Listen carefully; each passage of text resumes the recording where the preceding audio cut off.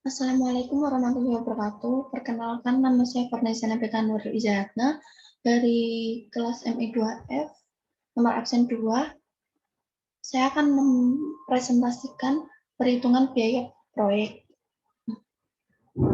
Metode Earned Value. Metode Earned Value adalah metode yang menghitung besarnya biaya yang menurut anggaran sesuai dengan pekerjaan yang telah diselesaikan.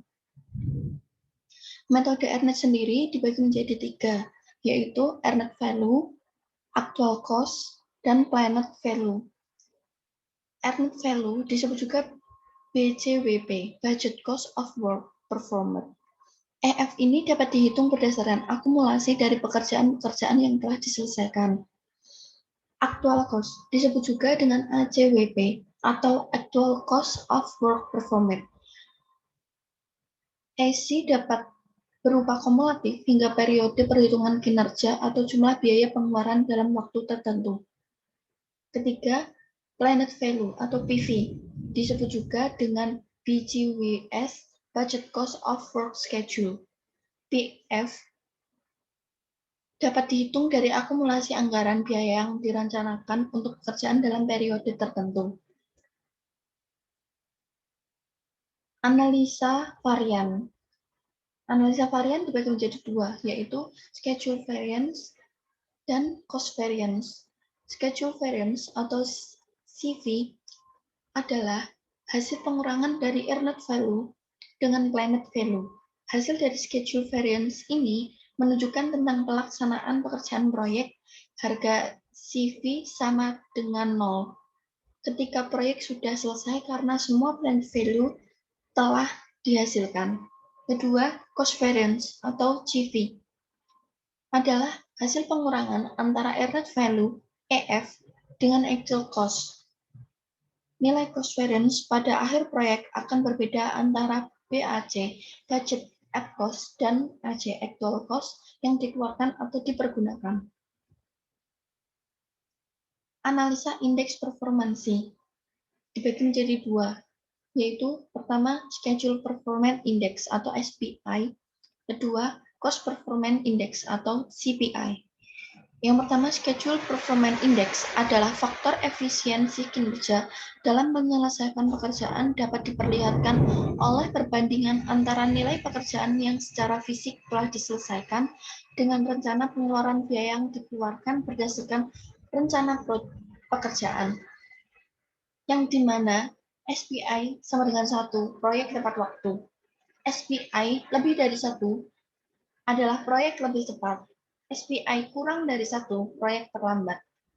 Kedua, Cost Performance Index adalah faktor efisiensi biaya yang dikeluarkan dapat diperlihatkan dengan membandingkan nilai pekerjaan yang secara fisik telah diselesaikan dengan biaya yang dikeluarkan dalam periode yang sama, di mana CPI sama dengan 1, biaya sesuai rencana.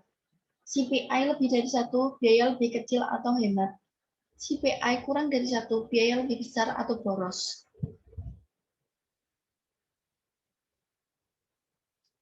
Perakiraan waktu dan biaya penyelesaian akhir proyek dibagi menjadi 3. Estimate to complete, estimate at complete, time estimate. Estimate to complete atau ETC. ETC merupakan perakiraan biaya untuk pekerjaan tersisa dengan asumsi bahwa kecenderungan kinerja proyek akan tetap konstan sampai akhir proyek. ETC untuk progres fisik lebih dari 50%. Dengan rumus ETC sama dengan BAC min EV atau CPI dibagi CPI, di mana BAC, Budget at Completion, adalah biaya total proyek yang telah dianggarkan. Kedua, Estimate at Completion atau EAC. EAC merupakan perakiraan biaya total pada akhir proyek yang diperoleh dari biaya aktual ditambah dengan ETC. Ketiga, Time to Estimate. TE merupakan waktu perakiraan penyelesaian proyek, di mana TE perakiraan waktu penyelesaian actual time expended, waktu yang telah ditempuh original duration dibagi waktu yang telah direncanakan. Perhitungan planned value. Presentasi kumulatif progres rencana kerja didapat dari grafik kurva S yang di dalamnya terdapat uraian pekerjaan, proses tas, bobot pekerjaan, dan prosentase progres rencana. Nilai budget at completion adalah nilai keseluruhan kontrak setelah dikurangi pajak pertambahan nilai PPN. Nilai budget at completion dapat dari rekapitulasi rencana anggaran biaya atau RAB. Perhitungan planned value pada minggu ke-67 menurut artikel yang telah saya hitung. PV sama dengan rencana bobot rencana, kumulatif bobot rencana dikali BAC. Dengan hasil sekian. Untuk perhitungan minggu selanjutnya didapat dengan cara yang sama seperti perhitungan di atas. Tabel 1 diperlihatkan pada hasil perhitungan planned value pada minggu 60 sampai 67. Dan di sebelah kanan ini terdapat tabel yang telah dihitung dari PV minggu ke-60 sampai minggu ke-67.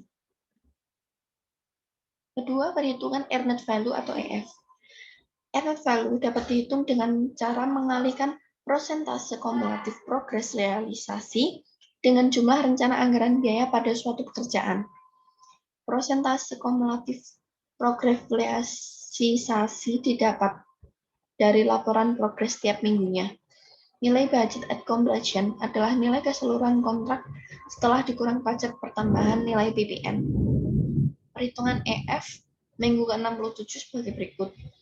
Dengan rumus EF, kumulatif bobot realisasi dikali BAC dengan hasil sekian.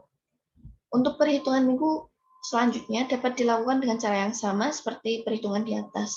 Tabel kedua memperlihatkan hasil perhitungan EF pada minggu ke-60 sampai 67. Jadi sebelah kanan ini juga merupakan perhitungan EF dari minggu ke-60 sampai 67. Perhitungan actual cost atau AC. Actual cost adalah biaya aktual yang dikeluarkan untuk menyelesaikan pekerjaan selama periode tertentu. Actual cost terdiri dari 1. Biaya langsung atau direct cost. Dibagi menjadi 3. Biaya material. Biaya material diperoleh dengan cara mengalihkan harga satuan material dengan volume. 2. Biaya upah. Biaya upah diperoleh dengan cara mengalihkan harga satuan upah dengan volume pekerjaan yang dikerjakan. 3. Biaya alat.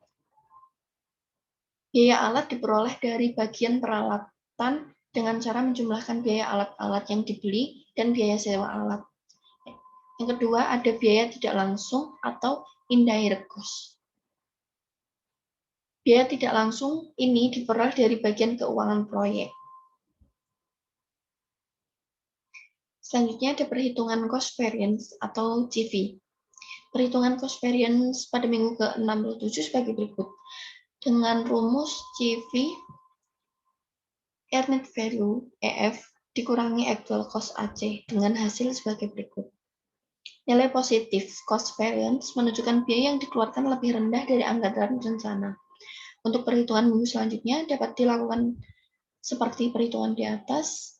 Tabel 6 memperlihatkan rekapitulasi hasil perhitungan cost variance minggu ke-60 sampai 67. Jadi di sebelah kanan ini juga hasil perhitungan rekapitulasi perhitungan cost variance dari minggu ke-60 sampai 67. Selanjutnya perhitungan schedule variance atau CV. Perhitungan schedule variance minggu ke-67 sebagai berikut. Dengan rumus CV, earned value dikurangi planned value. Dengan hasil sebagai berikut. Nilai negatif menunjukkan waktu pelaksanaan proyek lebih lambat dari rencana waktu awal. Untuk perhitungan minggu selanjutnya dapat dilakukan dengan cara yang sama.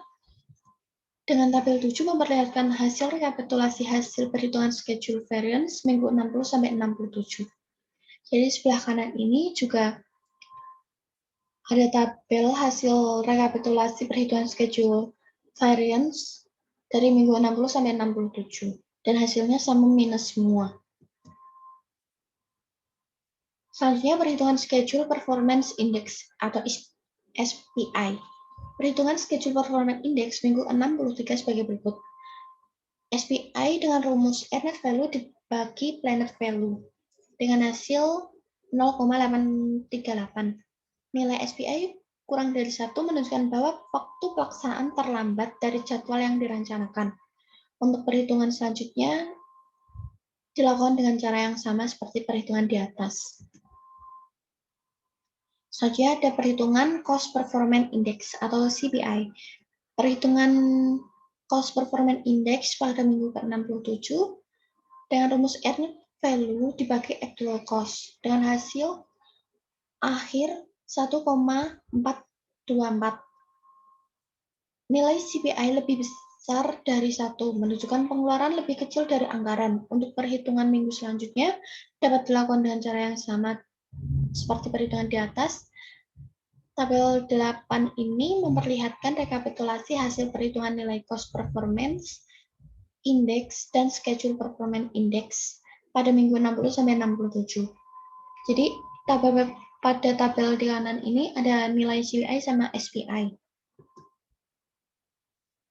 Selanjutnya, estimasi biaya dan waktu penyelesaian proyek minggu 60-67. Dibagi menjadi 3, estimate to complete, yang kedua estimate at complete, yang ketiga time estimate. Saya akan menjelaskan estimate to complete atau ETC. Merupakan perakiraan biaya untuk pekerjaan tersisa. Perhitungan estimate to complete minggu ke-67 dengan nilai progres lebih dari 50% sebagai berikut. ETC sama dengan BAC dibagi EV, ETC sama dengan BAC dikurang EV dibagi CPI dengan hasil 29.124.569.975. Kemudian yang kedua, estimate at complete merupakan perakiraan biaya total pada akhir proyek. Perhitungan estimate at complete pada minggu 67 dengan rumus EAC sama dengan ETC plus AC dengan hasil akhir 103.417.974.488. Selanjutnya ada time estimate, merupakan waktu perakiraan penyelesaian proyek. Contoh perhitungan time estimate minggu 67 sebagai berikut.